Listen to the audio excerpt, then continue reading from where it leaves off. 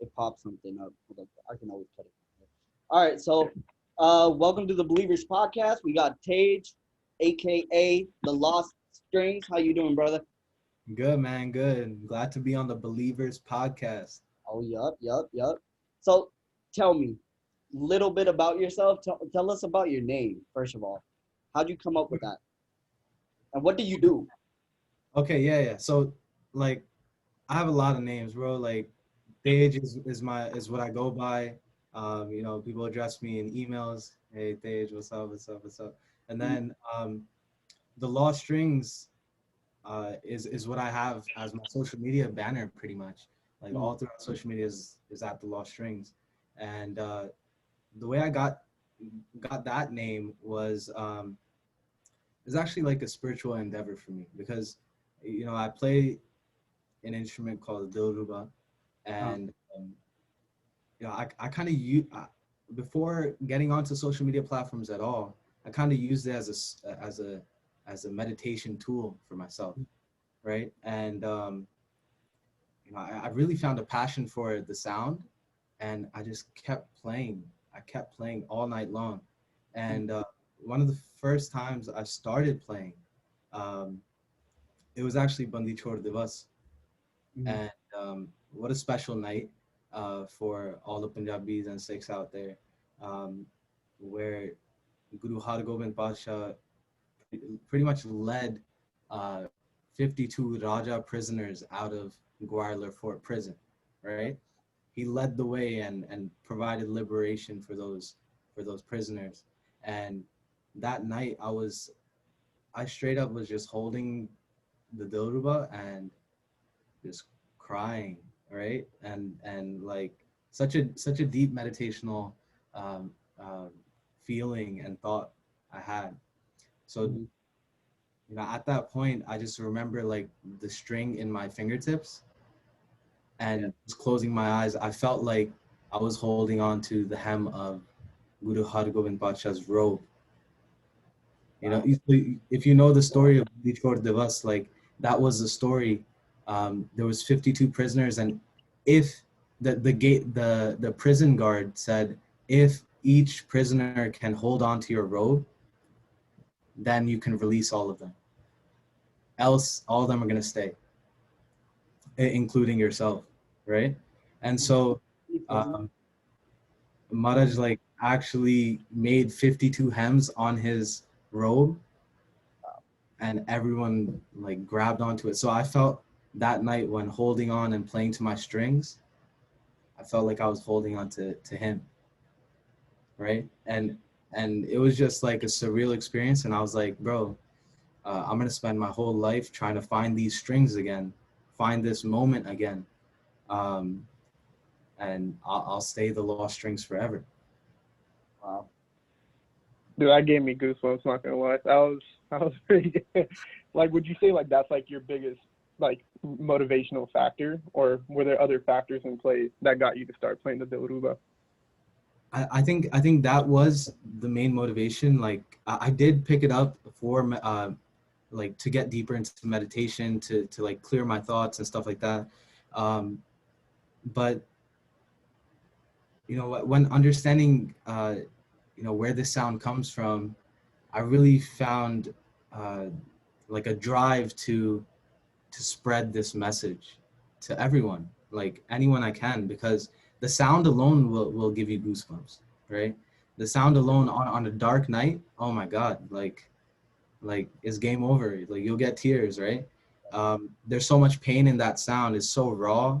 It's so unique. There's so much depth. It's like its own world that it's just pulling you into. And so like it's I think that was the main motivation for me, right? Um, the raw experience of having that sound um, encapsulate you, right? Yeah. Um, talk a little bit about your childhood. Like, what age did you start? Or did you play other musical instruments? Yeah, so I actually started off with simple as anyone, right? Like vajra, harmonium. Um, tabla, like all the Gurdwara instruments, bro. Like straight up everything, right? And like it kind of got a little boring for me. And then I transitioned deeper into like the unique sounds of string instruments because I found out that, our traditions, our roots were not even revolving around tabla and harmonium, right? Our Guru Sahibs actually played string instruments, right? Oh Yeah. wow. So the harmonium and vajra were actually brought. It's the biggest sign of British colonialism, right? Um, it was brought to India in the 1940s, and that's why you always hear like, oh, Nava Vajra lana hai, yo, bring me the German reeds, bro.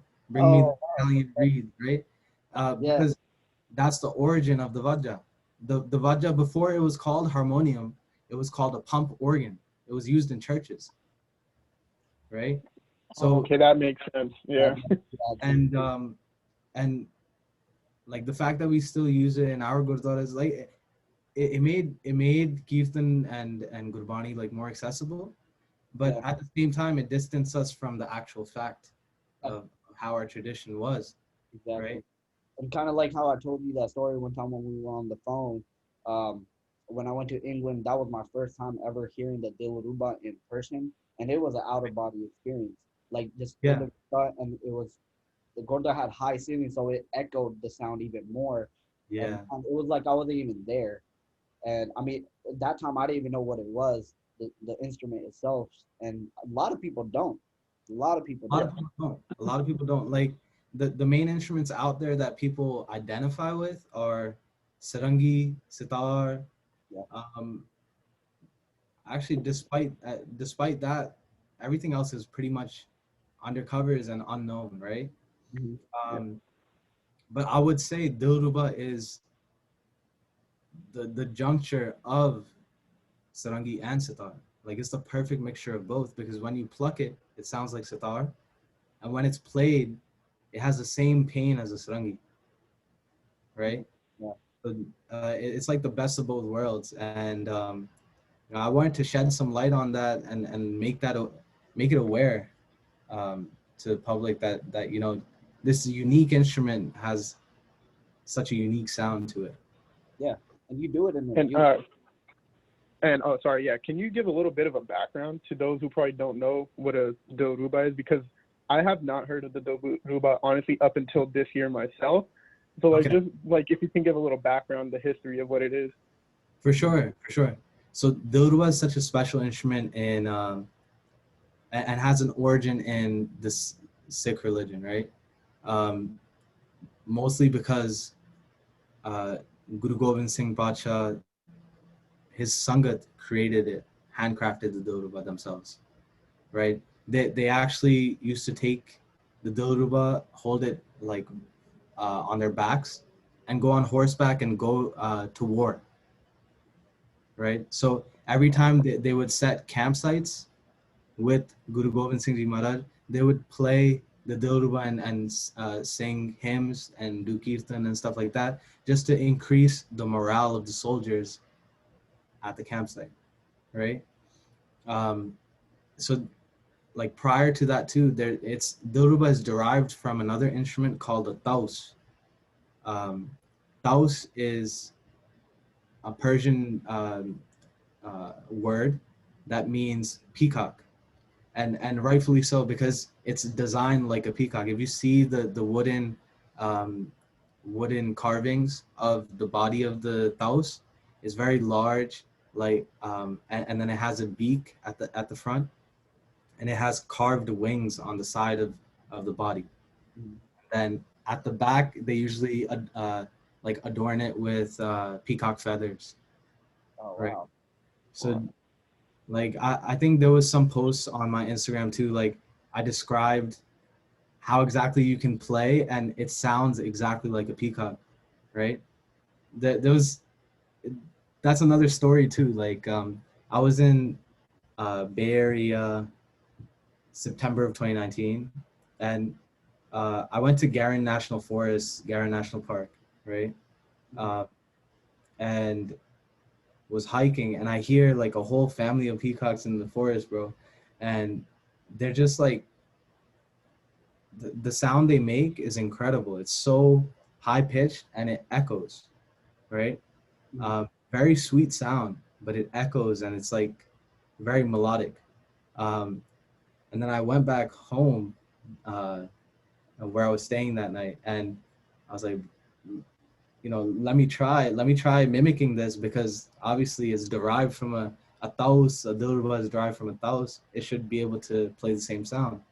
And exactly the same sound, bro. Like the whole depth of the sound, um, everything. I was so shocked on how well it mimicked the sound of a peacock, and I was shocked. I was like, yo, like this is living proof. Like what was around Guru Sahib at that time. It was like majestic peacocks. He was in the forest, like meditating, and you can start painting a picture now, Yeah, right? yeah. Is that the video on your YouTube page where you're like, is it's in California, based in California? No, so that was another one, but I think it's somewhere in my archives. I'll send it to you guys. Oh, okay. Sounds Yeah. good. Yeah. So, um, what, would you, when you're in your childhood, what is, are you the only one that's musically inclined in your family, or is anyone else?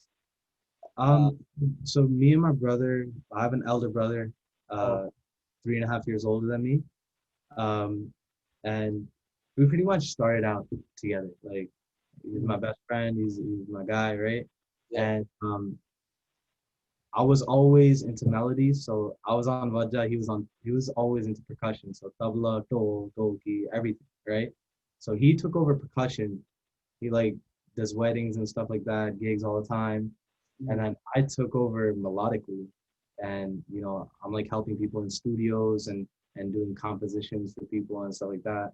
So it's like um, we really had a good balance in the house between the both of us, right? And prior to that, though, nobody in my family, extended family, or even in my ancestry um, had any musical background. Like Wow. like it came out of nowhere. But it all started with like the wish and a jaw of my mom to That make was my first make question. me learn Kirtan, and eventually it became something else, right? So Yeah. um, it all started from a mother's wish, right? There Which you is, go. which is Everything does. um, so you do a today you do a twist on it. yeah, Speak about that, because it's yeah. pretty. So Yeah. it's kind of unique, man. Like nobody has really fused hip hop, trap, and Indian classical, Gurmat Sangeet.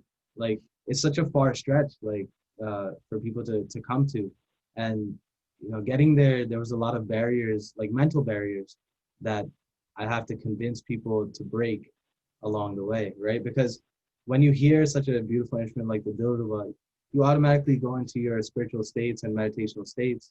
Yeah. Uh, but then guiding you towards a hip hop beat and getting you kind of riled up at the same time. Yeah. Like like it falls into uh, a TED talk that I actually listened to a while ago. Like this TED talk was about how do you define uniqueness, right? And uh, the guy was talking about actually uniqueness is quite tangible, right? All you need is an unlikely pairing to happen, right? Yeah. So say if uh, I don't know, this is hard, but like the uniqueness um, of the Doruba is defined by the history, the tradition that it comes from, and Yeah. tying that to a very upfront beat that makes someone wanna dance and kind of riles them up, has a lot of energy, Yeah. right? So spiritual lit, right? It's a mixture of both, and um, that's how the uniqueness is defined for how I put my music together, right? Yeah. Um, Also, like a huge influence when I was growing up, I was so much into hip hop, bro. Like hip Yeah. hop was everywhere. Hip hop is still like is number one in the world right now. So uh, it's gonna stay for a long time, Yeah. and might as well put some Indian twist, uh, something Punjabi, something close to our roots into that, so that it can persist longer, bro. Like this was a dying tradition, almost an extinct kind of art form. Um, Playing the dilruba, no one even knows what a dilruba is, right? Yeah. Uh, and infusing that into hip hop, now I know, bro. Like, um, it can stay for another 20 years, like even after I'm gone, Yeah. right? That's So that was my main reason for doing that, was to increase the longevity of our roots, right? Well, at least we'll have something to look back on. were you worried that people wouldn't like they'd be like, oh, you shouldn't be mixing these two together? I was worried, bro. I was very careful with how I presented it. Uh, Uh, make sure not to put it in the wrong environment. oh Uh, yeah. Make sure that I'm not in a wrong state of mind when playing. I have etiquette throughout my whole process with the Doruba. Um, and I wanted to really give the respect that was due, right? Yeah. Um, and bring that respect along, um, to the extension of how I fused it with hip hop. You mentioned you were really into hip hop. Now let's ask you this: Yeah. who did you grow up listening to?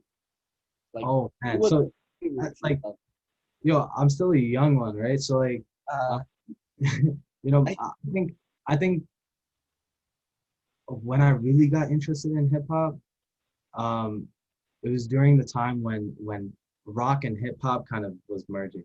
And so you already know like who the forefather for that was, and Lil Wayne was like my go-to. Yes. that moment when Lil Wayne mixed Uh, up. Yep. that was the root of rock and hip hop, and even like that has a lot of influence on the way I sing as well, right? Noticed that. Yeah. You know, yeah, most people don't even know that I sing, bro. Like so, like I'm coming out with an EP soon, signed with Ruckus Avenue Music Group, Right. and you know, like I'm super excited on dropping that out because it's purely on the lines of hip hop, like my personal story, my personal struggles, um, my lyrics, real stories, and words straight from my heart out of my mouth and vocalized to you guys, right? So taking influence from that rock hip hop background, um, Yeah. that's where my vocals stand, but uh, my instrumental side is really um, uh, pulling from my tradition, my roots as an Indian Punjabi Sikh, Yeah. right? And also living in America, bro. Like we're diasporic Sikhs, right? We're diasporic Punjabis, and we're much different than what Sikhs in Punjab are going through, and what what their childhood was like. So um, and mixing those realms was super important to me. That's great. Okay. Like, have you ever had the chance to display like your doruba in a gurdwara itself, or any other, like you said, like you usually did the melodic type of instruments? Have you ever had the chance to play it in a gurdwara? Yeah. So I started off in the Gurdwara, right? Like harmonium, tabla, dilruba. It was all based on my fundamental, which was Gurmat Sangeet and classical Sangeet, right? Mhm. Um, I kind of um, took it out of that realm and started doing like ceremonial music, um, Anand cottage weddings for hire, and then uh, Hindu wedding ceremonies and stuff like that. And then it slowly led into uh, a cocktail hour space where people just wanted to calm down and talk with their friends and network while hearing this melodical sound in the back, right? Wow, okay. So go. It wasn't an easy transition, bro. Taking it out of the Gurdwara was a really big challenge, but I really believe that as long as people are hearing this sound, it's doing good in the world. Yeah. Right? Because like inside themselves, that something will just come out. Mhm. It evokes emotion. So No, it does.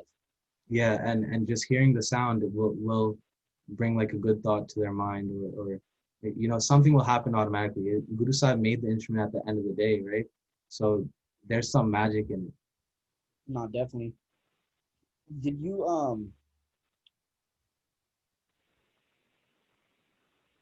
I forgot my question. I don't need that question. I totally blanked out. No, wait, is there? Is there? Oh, it's there. Okay, so do you when you play your music before you go up on stages, or you mentioned you've done a lot of tours. Yeah. You, a lot of rappers, a lot of singers, they have like a pre kind of ritual type thing that they do. Do Hmm. you have one? Do you do anything, or do you just go up there and play? Um, I, I do have something, and it's not like um, it's not something physical I hold on to. It's not like a special sock or something, right? Put it in. But I make sure to close my eyes for a few seconds and just um, just make sure I'm getting blessings throughout the night, right?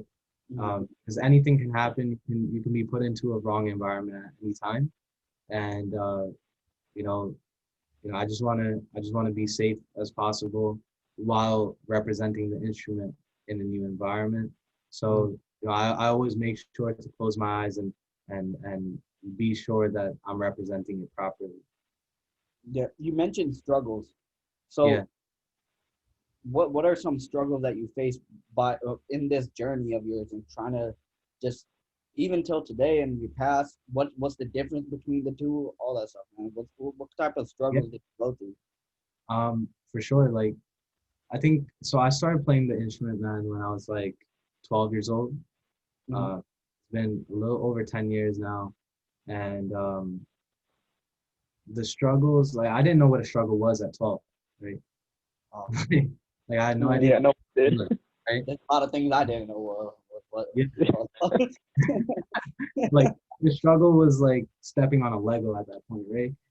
Like, the struggle was trying to blow on your game CD and trying to wipe yeah. it. Not get it For work. the PS2. Oh, That God. was my struggle. All right, but yes. Of course, man. Oh, God. Yeah. So I had no idea what a struggle was. Um, but along the years, I faced like struggles with the classical community, right? Oh, A wow. lot of classical elites would be like, what, like it's so wrong. Why are you taking this out of the traditional realm? It's not correct. It's not this. It's not that. But like I said, like how I kind of defined it to them is like, bro, as long as like they're hearing a pure sound, it's gonna evoke pure emotion, right? There's nothing more spiritual than that. Like I don't want to be upward and preachy about things, right? Yeah. Um, that's just not me, right? But uh, I subliminally, I would like to have people in good vibes always, right? And just spread good vibes at all times. And that was my way forward. Like I broke through that realm. People started vibing with it. It kind of gained traction on social media and broke that barrier. Yeah. So you know, I think comparatively to like singers and artists that speak their mind, I kind of had it light. But I'm also speaking my mind in my EP and stuff like that. I'm always breaking barriers, bro. You Like, got so as long as it's real and authentic, mm, I don't think anyone can say anything to you. no. And you know, everything that I do is straight up real. So um, you know, I stand with myself, and as long as I can do that, Yeah, uh, you know, nothing really affects me, right? It's like brushing off your shoulder. yeah, yeah. It's great. So last time when we were on the phone, we were talking. Um, you do a lot of meditation, man. Speak about that. Yeah. I mean, I tried. There were a lot of methods on YouTube, and some of them told me, sit in a room with like this, and I tried that, didn't work because my thoughts would always just go somewhere. Like, Yeah. oh, Yeah. I think I think a lot of people have their own way of meditating and what meditation is to them. But how do you meditate, or how do you keep yourself in that like calm state? I mean, it's not easy to keep yourself in a calm state all the time. There's with a lot of stuff going on, especially in your life. You have a lot going on right now that you're trying to Like, juggle. I'll share something with you guys that I normally don't share. And it was my personal struggle in the past 2, 3 years. Mhm. Um, I've been through a very, very dark time, probably the darkest time of my life, where, I started touring uh, 2.5 years ago. No, at the end of 2017, I started touring. Mhm. I did not stop. So every weekend was a gig. I did not stop until October of 2019, Mhm. right? So, a whole more than a year and a half, it just did not stop. There was points where, I would leave home, be like, bye, mom and dad. Like, I'm going to Vancouver this weekend. I'm going to Toronto this weekend. I'm going to LA, going to Bay Area, right? And I would be catching my Uber outside and just going alone. And as soon as I got there, I was alone in my hotel room. It was touring gets very lonely, especially a year and a half of just like straight, like I'm working during the weekends and then straight isolation on the week. I'm working on the weekdays and then straight isolation on the weekends. Yeah, So more work at events, right? yeah, Um, so it put me in a dark place, bro. And like that's why you should always tour with a crew with you, like your day ones with you. You yeah. need something there to remind you of what home feels like. Mm. Um, because after that year and a half, I didn't know what home was, Wow. right? I've been through like so many hotel rooms, been staying at different places, and uh, I didn't know what home felt like. So I straight up, when I got home in October of 2019, I canceled all my gigs for the rest of the year, and I was like, I'm staying home because I need to know what home feels like, right? And it was it was crazy because like I was staying at home too. My transitional period of like, I was redefining what home meant, and still every weekend I was eating out and like just the same bad habits and stuff. Yeah. Just it just kept going, even though I was trying to make an effort to stay home. Uh-huh. And that was just the transitional period for me. And then um, in uh, in October as well, I got an opportunity to work with a producer in LA. His name is Rex Kudo, big time producer, Mhm. uh, multi platinum records, and um, I got called in for recording sessions for the BLVRS, Mhm. and the eventual plan was I'm gonna get my first Hollywood credits with MIA and Juice WRLD, Uh-huh. and I was recording for tracks for them and just giving them samples. Like it was crazy. It was a very dope experience, Mhm. uh, and I came back feeling very good. You know, pumped up. I was like, I can do this again. I'm taking my break, but as soon as 2020 hits, I'm going back. Like, I'm back into this, right? I'm back into it. So December of 2019, Juice World passes away on my birthday, and that really hit me hard because I was like, bro, like he's gone, but that's also my link into the industry, right? Um, like we were in the same spaces, right? Um, and around the same people. So, you know, that hit me hard. And then, I signed my label with Ruckus Avenue Music Group also in December of 2019 because think like things were looking good. Like I had a good some good recording sessions, and I felt like I could get back on my feet and stuff like that. Yeah. My as a gift, the record label sent me to the Grammys in late January. I think it was January 26th. Yeah. To the Grammys.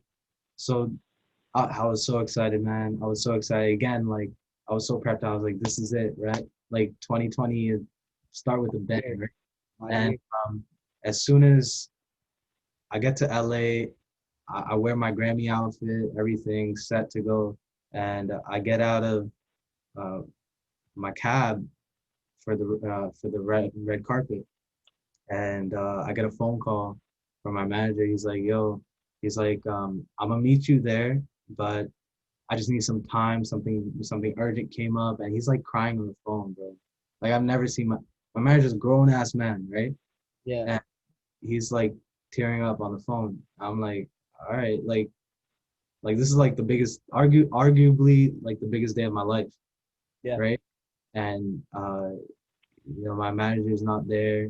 He's like, I'm gonna be there in like 10, 15 minutes. Like just need a moment to collect my thoughts and stuff like that. So what ended up happening was I got to the red carpet around like 10:28 a.m. in the morning uh, at the Staples Center. And news comes out that Kobe's helicopter crashes at 10:35. Yeah. So I was right outside of Kobe's house, like his home ground, um, when he passed away. And we went into the pre-ceremonies in Microsoft Theater, which is like across um, uh, the platform from Staples Center. And it was like I couldn't even process it, bro. Right? I couldn't even process it. Like I walk into Microsoft Theater, and like my other manager was there, waiting on me, and I was like, bro, like first thing he says to me is like, bro, did you hear? Did you hear? I was like, yeah, like Sammy's not here, my other manager's not here. Like, what's up? And he's like, did you hear? And the first thing he told me is like, Kobe just passed away, bro. Right? And I was like, what? Right? You get chills, man. You get chills. Oh, it was crazy. Like, I didn't know what to feel because it's like the happiest day of my life, and then like an important figure that has inspired me for the past 20 years. The whole generation, right? And not only that, but that's like my second take back, right? Like first Juice WRLD and then Kobe, and then it's affecting me in some way, right? And like straight up shots at my foundation as a person. And we get out of the pre-ceremony for the Grammys at 3 p.m. and we have to walk to the main event, which is in the Staples Center, and that's nationally televised, globally televised, and all these artists are going to be performing there, right? So we have to walk the red carpet from Microsoft Theater to Staples Center, and we were barricaded in, like fences all around us, because there was millions of people outside, just chanting like MVP, MVP, rest in peace, Kobe, and all this stuff. And it was so surreal. Just like it was like a 300 meter like walk, and I was like, what is going on? Like helicopters everywhere, just newscasting everywhere, and it was not your typical red carpet. Um, you know, it's not like I think that would be the most memorable Grammy ever, No, no. right? They changed the whole production, all the performances for the night were all changed in a matter of 20 minutes. And they all threw up like tributes to Kobe, right? They even came up, like, I don't know how they did it, crazily talented people, right? But they changed the whole production for the whole night to make a tribute of Kobe, right? And such a surreal night for me, bro. Like I'll never forget it. Um, that was my second like pushback that like kind of put me back on my seat. Yeah. And then, bro, coming into March, like I had a few more gigs lined up uh, for like uh, for the rest of the year. Actually, I was like booked out. This was my 2020 was my year to hit six figures in music, right? And uh, yeah, obviously taken back on that. And I remember going to Miami, Orlando, March 6th, 7th, and then we flew back on the 8th. Mhm. And that night, New York City, New Jersey, tri-state area, lockdown. Like I experienced just we could not move. We could not move, and we're still like that, right? So ever since March 8th, it's been lockdown, bro. Like some gigs are like conservatively kind of opening up now. Um, but I knew from that on, like I needed to pivot to something else. So, uh, I've been working on the vocal album. I'm working on some other projects. Um, I'm working on a show right now. So, like, there's so many things to pivot to. We're actually coming out with new music, releasing mid-September. oh, nice. And that it's an instrumental track, and we're gonna be dropping one every month. It's pretty consistent basis, but it's highlighting the Dilruba, and the track's name is called Sultan, right? So it's a very nice vibe. Makes you feel like you're a part of the universe. The track name. What happened? How'd you come up with the track name? Track name? Honestly, like I have notes right here, like on my chalkboard. But like, I was listening to the track and I was like, this is what I visualized. Like this is exactly how I feel. And you'll hear it too when it comes out. It's like almost like Bad Blood. Bad Blood, Royalty, um, King like,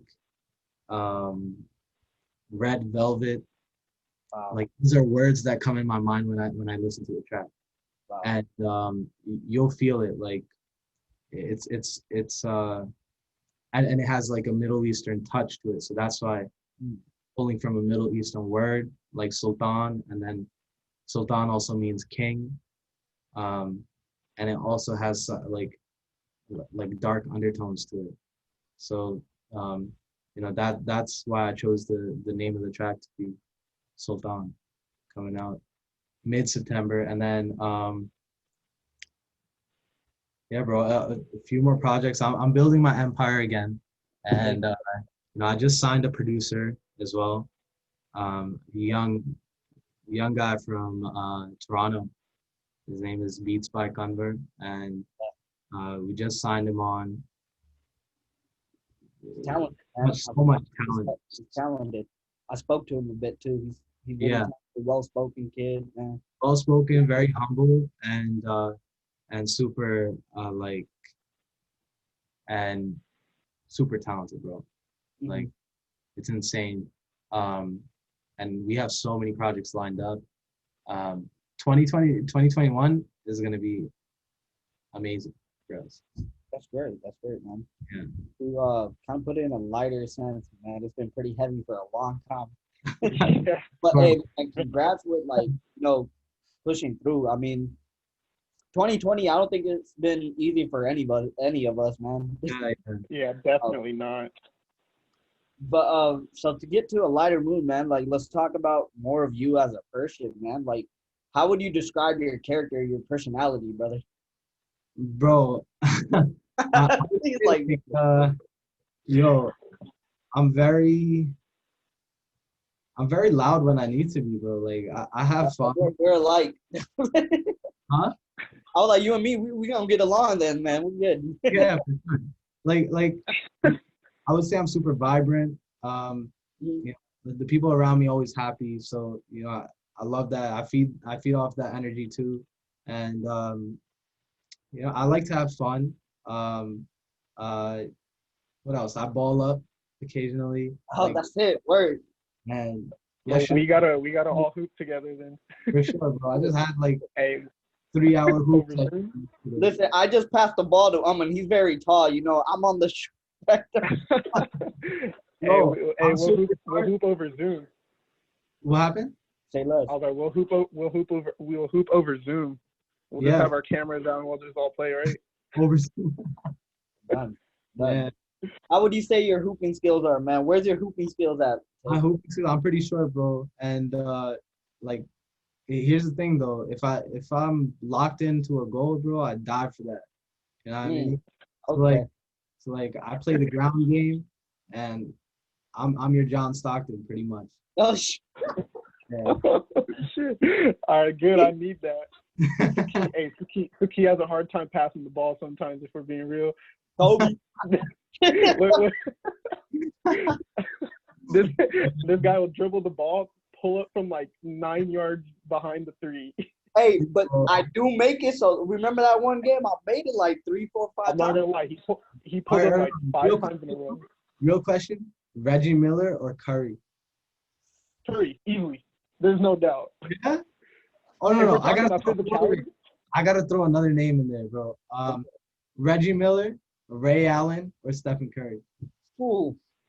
He's a Warrior fan. You're asking a Warrior fan right now. no. Hey, you made that a little harder.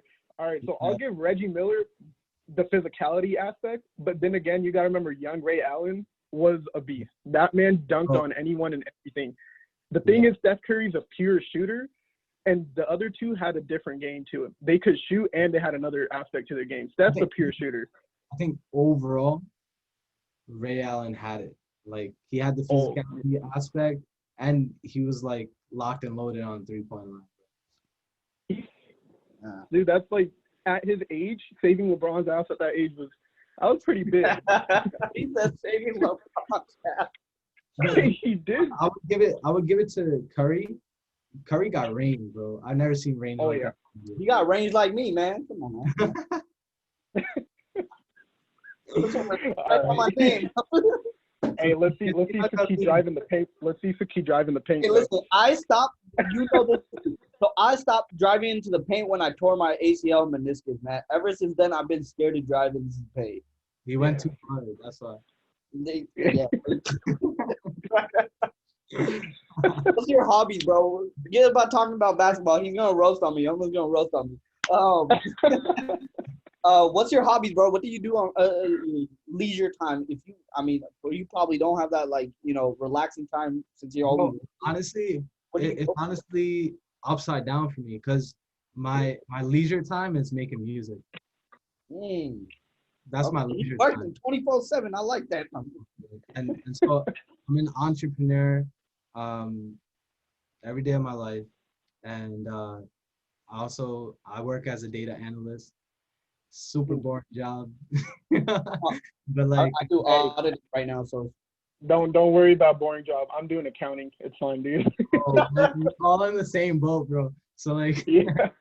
Yeah, so I pay the bills with my data analyst stuff, and then what else? I have a startup company that I'm working on right now.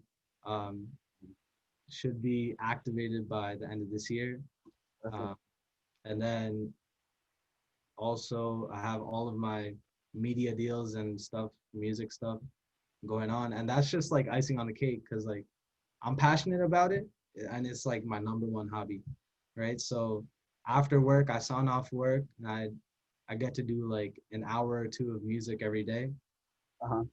and that's how I plan my workout, bro. Like, um, I'm on a tight schedule. I told you, man. Like that's one schedule. That's one schedule. Then got another schedule when I open the thing, and another schedule on my And laptop. told me he's a schedule all day. That's dedication right there. For You, you sure, could ask, you could ask them. I got schedules too, man. bro. You Set know, like, don't call me after 10:30. there you go. I'm an old man now. I'm an old I'm on that old man schedule, bro. Like, um, I wake up About a at nap. I'm about to sleep. My naps are like 4 hours, bro. I call that a sleep. Yeah. When I tell someone I'm about to take a nap, they're like, "All right, we'll text you in about 6 hours." I'm like, yeah. "Bet." No, Um, when I need to let loose, I let loose, have fun and stuff like that. But yeah, um, yeah, definitely. It's important, so dude. It's important my to just my let it daily out. grind, like it's 6:30 to 10:30 at night. There you go. I'm like, I need my freaking sleep, bro. Like, I'm done. Start that But, again. You can yeah. ask Suki, like you said, don't call you after 10:30. I told Suki, call me after 10:30. No, it used to be like that for a long time, bro. Like, obviously, when you're meeting producers and stuff, bro, they start work at. I'll tell you a story. Oh my God, in Toronto, I went to Toronto in July of 2019, Uh-huh. and so you know that song, you are unforgettable. Nah, Oh, Yeah, yeah. Whaley and Lately, French Montana. Montana, Yeah. right? So this producer made that beat for that track, Mhm. and Oh, wow. he has a diamond record, which means they sold 10 million copies. Jeez. So and they have a billion streams, over a billion streams, right? So I was like, bro, I gotta work with the producer. Like, this is like my first time dealing with the diamond record, right? Mhm. And I went and we rented out a studio. First of all, like, I can't even believe this shit, but like, I met him at 12 midnight um, at a studio in Toronto, and I was waiting for him. I was like, bro, like, how much does it cost to like rent out for the hour? Because I was like, I'm dead tired. Like, I'm probably gonna stay here for like 2 hours, right? Max 3 hours, right? I was like, okay, how much does it cost for 3 hours? He's like, um, depends between 5 and 7K. Discount? And I was like, I don't have that kind of money on me right now, right? And I was like, it's okay. The guy's coming. The guy's coming. It's all good, right? Jagan comes. That's the producer's name. Jagan comes. He's like, book the whole night. We're going until 9 a.m. I'll, first of all, I was thankful, bro. Like he paid. Okay, that was the first thing, but the second thing, I was like, oh shit, like I'm tired as hell, right? Like, I need to last 9 hours now, right? Like, holy crap. So we made some bangers that night, and that I was like, I was done. Like, I was done. Take Um, me back. I'm about to go to sleep. yeah, and he was working all night. I woke up and I was like, oh shit, we made that, bro. Mhm. We made that. And we sent those tracks to MIA. Like, she's working on an album right now. Uh-huh. So um, hopefully, like, I don't know what happened, but hopefully one of those tracks got picked, right? Got picked up by someone. So that's how the music game really works, man. And it's crazy. Like, schedules are everywhere. So I'm flexible enough, but Yeah. that was the most extreme. Like, I can't do that shit anymore. Like, but That's it insane. was a wild experience, bro. It was crazy. No, yeah. Yeah. I mean, to kind of end all this, man, I thought it would be cool to kind of, well, first of all, after this, I'm gonna give you the floor to kind of just to let people know what you got going on, what you're doing, what we got to look forward to. I know you kind of touched on it. Just kind of give you like a minute to just talk. Talk to people, say something motivating, do what you got to do. Sure. Before leaving, I'm gonna do something fun. We're gonna do something. Would you rather's? All right. Oh, damn. There Okay. we go. Okay. Man. Come on now. No, don't put me in. Put me in. I'm not gonna put you as I got you guys. Don't put me in a tight case. All right. All right. Oh, this is a good one. This is a good one, guys. Ready? Everyone got to answer. You can't be like, I'm not gonna answer. Okay? I'm gonna get screwed, bro. No, you're not. I'm not gonna pick bad ones. All right. Let's see this. All right. Listen. Would you rather lose the ability to read or lose the ability to speak? You want to go first? Read. Why is that? Because now they have voice automated things that I don't need to read. Hey, we got Siri. You got smart. You smart, man. How about you, Ted? Bro, I would do read as well, because I'm not too fond of reading, bro. I never really read. I usually. I'ma know this. I don't read shit. Bro, Yo, all right. okay. This is the background to this guy reading. We worked together like the last 2 semesters on our papers. Like, we'd study together all the time, and he'd have me reread his essays. Oh my god. There were days I questioned. Whether, like, I questioned if he knew English at all, because he would just write. He didn't look at it. He'd have like 3-4 pages out of just words. I'm a good writer, but I don't like to be contained into like this American way of writing. You feel me? Like, I'll write some fire stuff, but don't tell me I'm doing it wrong. Like, bro, his paper would not look like what it looked like when he sent it to me. I was like, dude, I gotta. Bro, honestly, no. Like, school-wise, reading's super important, bro. Like, I would not have gotten by in school without reading Spark Notes, bro. hey, Spark Notes counted, bro. They're getting smart now. With all this digital stuff going on, they're gonna know, bro. Oh yeah, they're gonna know. All right, we'll get another one here. Go. Hold up. Oh wow. Oh, okay. Okay. Okay. Right. Would you rather be married to a 10 with a bad personality or a 6 with an amazing personality? I'm putting you on the spot now. Oh, damn.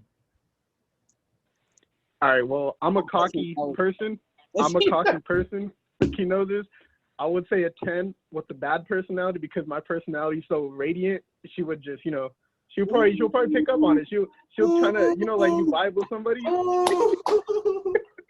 was a answer, bro. That was a wicked answer. Shit. I don't even think I can answer that now since he answered that. Bro, I mean, who wants a 6 compared to a 10, right? Oh, you answered that. That was excellent. Thank you. Excellent, bro.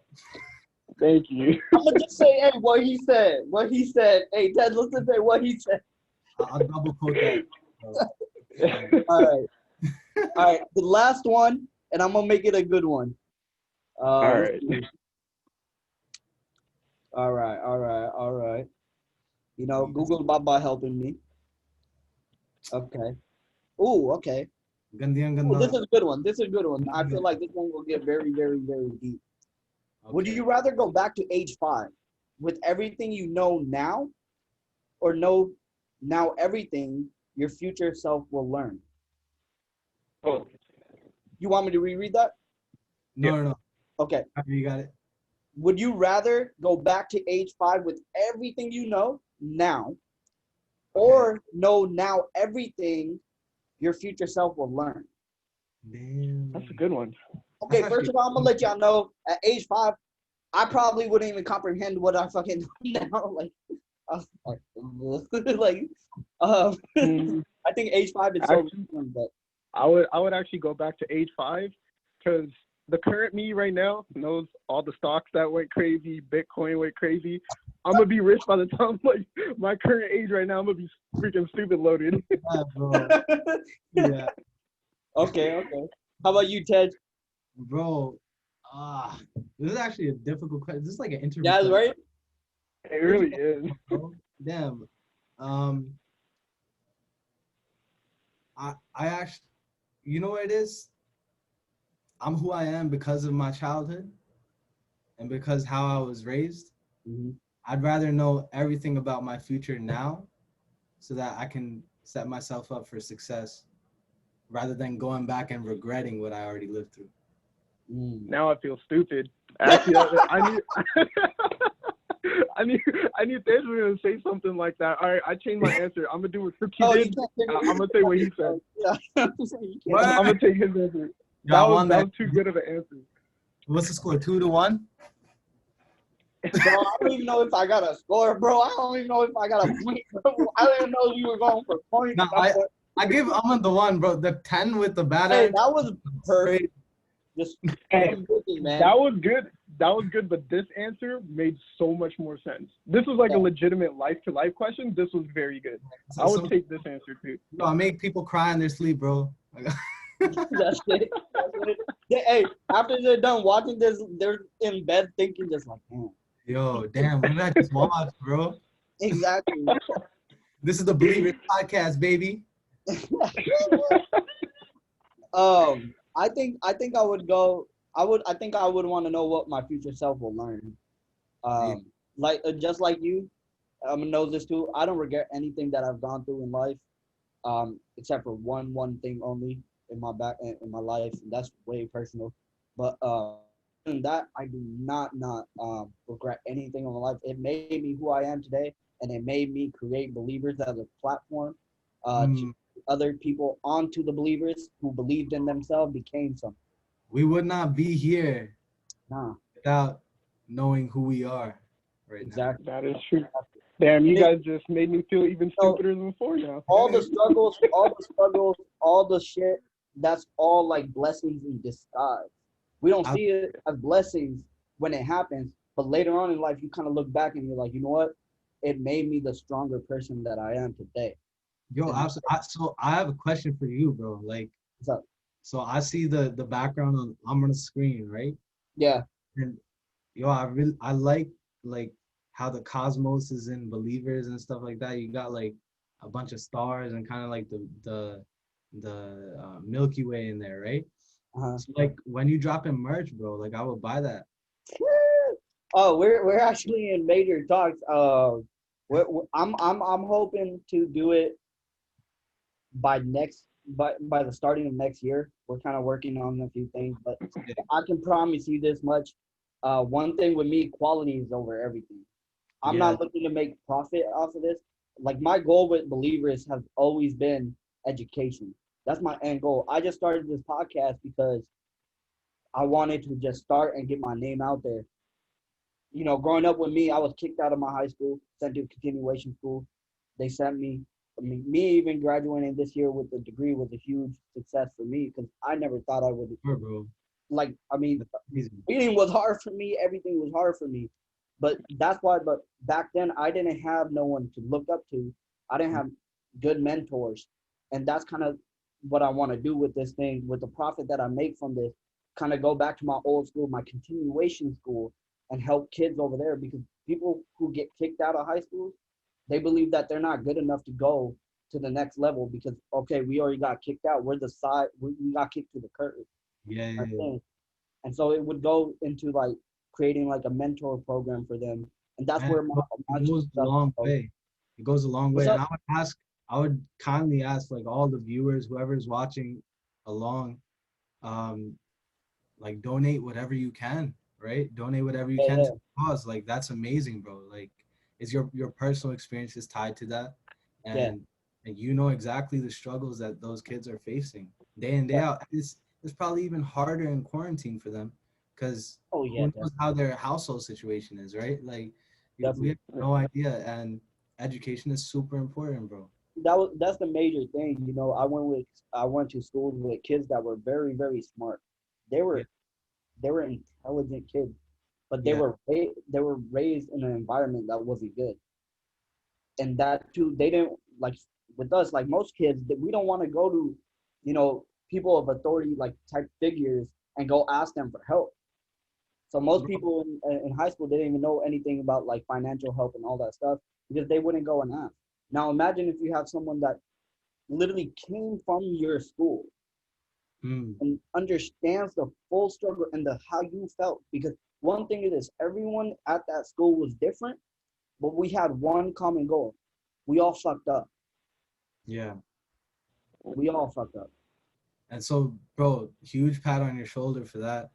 No, Like honestly, you're a rising, shining star, bro. Starting the Believers podcast and inspiring young kids, like to get out of the situation that they're in, if they're yeah, tied up, whatever, with anything, like pushing them to the next level. That's amazing.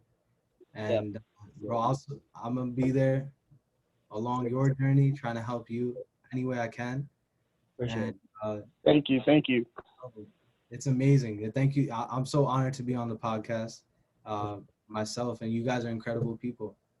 Oh man, I mean that's what you're trying to do too. You're trying to impact people with your music and touch people's just their soul and stuff. We appreciate your music, man. I appreciate your music. I appreciate the instrument. I appreciate it even more because I didn't know the historical facts about it. So, just all of that, appreciate you coming on and kind of telling us your story, your struggles, helping other musicians, younger musicians kind of get an idea of like, okay, Tej went through this. Okay, since Tej told me this, I can probably fix what I'm doing right now so that I Absolutely, won't have to go through the same problem. man. So That's the plan. Like always, try to help people as much as you can, bro. Like, you don't know how one conversation can just uh take people out of the circumstance that they're in. oh yeah. Definitely, man. Definitely. With that being said, we're gonna give you the floor for 50 seconds. Well, minute. Sure. And go ahead and tell us what you got coming up, what the people got to look forward to. Yeah, take it away. So you can, if you enjoyed the podcast, you can always listen on at the Believers and find a URL link at the Lost Strings. Um, you can find me on all social media platforms by the Lost Strings, and even on Spotify, where new music is going to be coming out every month for you guys, instrumentals and a new vocal EP coming out soon. Also, merch is dropping in a few weeks, Oh, and um, we're starting some reaction videos, a show, and a whole concept produced and directed by myself and my team. Um, and those reaction videos are going to be aired on Twitch, um, also on YouTube, Instagram promotions, and we're actually partnering with Ruckus Avenue Radio on that as well, to make it a big release, guys. So make sure to follow and keep up at the Lost Strings. You already know. all right, man. Take care. I'll be putting the links in the bottom. Just a heads up for everything that Did just mentioned. Everything will be in the description below.